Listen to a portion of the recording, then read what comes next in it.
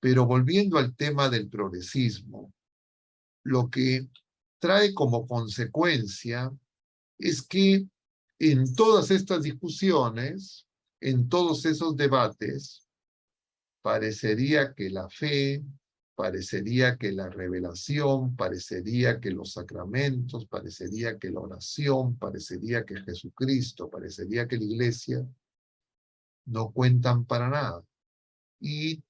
nos tenemos que alinear entre algunas de las propuestas que ponen en mesa los supuestamente agentes del progreso, que son los que nos construyen las esperanzas de un mundo mejor. Y entonces los procesos políticos, electorales,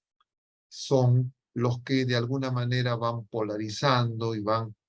haciendo que esa dinámica de enfrentamiento se siga manteniendo, y entonces podríamos decir que ya la lucha de clases no es algo que únicamente es patrimonio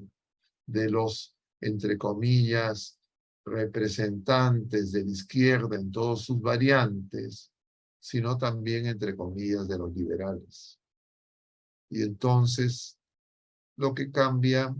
son simplemente los instrumentos, pero se trata de un enfrentamiento donde la lucha de clase, la violencia sigue siendo la partera de la historia. Y eso es contrario a la revelación, contrario a nuestra fe, contrario al Evangelio. Y entonces nosotros en la iglesia, entre los bautizados, podemos creer que podemos tener una especie de dicotomía. Y entonces una fe reducida para unas prácticas semanales, desconectadas de la vida cotidiana, de las acciones diarias, y donde para eso lo que recurrimos es simplemente a nuestro sentido común y elegir lo que más nos conviene del menú que ofrecen estos agentes de este supuesto progreso que no tiene ningún fundamento. Claro, como bien sabemos, todas estas ideas progresistas en la razón, la ciencia, la tecnología, colapsan terriblemente en sus planteamientos y sus propuestas justamente por las dos guerras mundiales del siglo pasado, porque justamente lo que se demuestra es que los avances tecnológicos no traen más paz, no traen más progreso, no traen más libertad, sino traen más muerte, más destrucción. Y luego, a partir de la década de los 60, igual que esos supuestos deseos de mayor autonomía, mayor autodeterminación, romper con la tradición, romper con los padres, romper con toda la determinación externa que se le, diríamos, sugieren a los jóvenes de la década de los 60, traen aborto, traen muerte, traen la ideología de género, traen la promiscuidad sexual, traen los vacíos existenciales, que hacen que al presente las familias están destruidas, los niños son de los mayores usuarios de las llamadas leyes de suicidio asistido, y entonces hay unos vacíos tremendos porque las promesas de esa supuesta libertad sin determinación no consiguen dar ni el progreso, ni la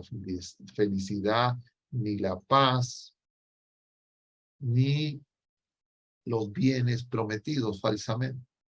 Y entonces, al presente, con todas las evidencias, diríamos, de la experiencia humana en el mundo entero, nosotros podríamos afirmar rotundamente la superioridad que durante algunos años, muchas jóvenes, muchas generaciones de jóvenes y muchas generaciones,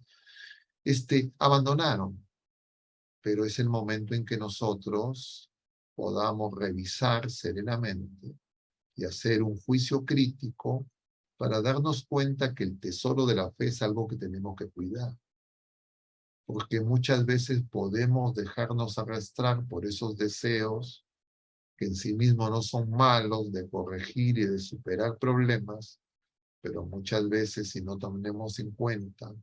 que esos medios supuestos no son neutros, lo que podemos encontrar no es la solución a los problemas que agobian a nuestros pueblos, a nuestras familias, a nuestros países, sino justamente problemas mayores.